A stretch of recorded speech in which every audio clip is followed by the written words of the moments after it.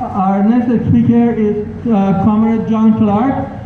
John Clark is a long-time anti-capitalist, workers' rights, anti-poverty activist, and one of the co-founders and the key organizers in Ontario Coalition Against Poverty, and has been a long-time supporter of the workers' movement in Iran as well. I welcome John to speak with us today. Thank you so much, John.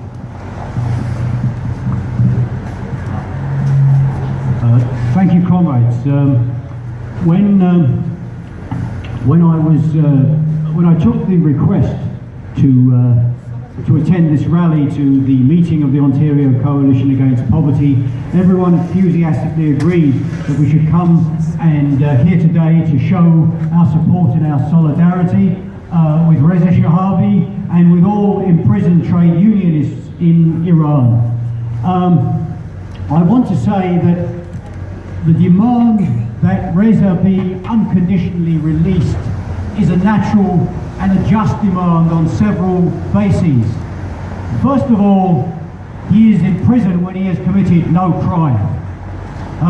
By any reasonable stretch of the imagination, by any justifiable legal code, to unite with other workers to try to improve working conditions and win better wages and challenge conditions of exploitation cannot be considered a crime. And trying to dress it up as some threat to state security, some anti-state measure, is a shabby evasion and a great injustice.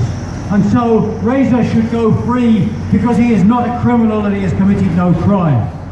But secondly, it is also true that if a state is going to place someone in jail, even for a crime that they have committed, they are under an obligation to take care of that person's basic welfare, their health and their safety. And right now, we have a situation where Reza has had a stroke, possibly 2 strokes, where without serious, intense medical attention, his life is going to be in danger.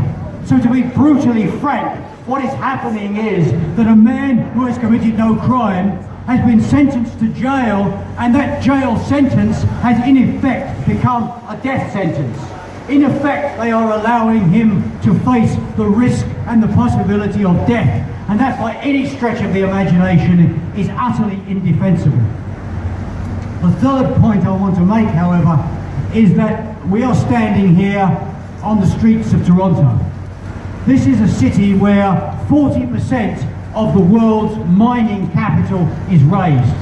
And so the Canadian state is in no position to wax pious and indignant on the issue of workers' rights and human rights, because Canadian corporations across this world are engaged in the same brutal exploitation of workers.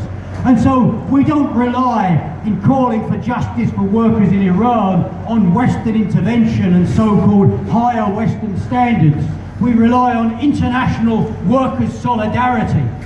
And one of the fundamental principles of that system of workers' solidarity is that an injury to one is an injury to all.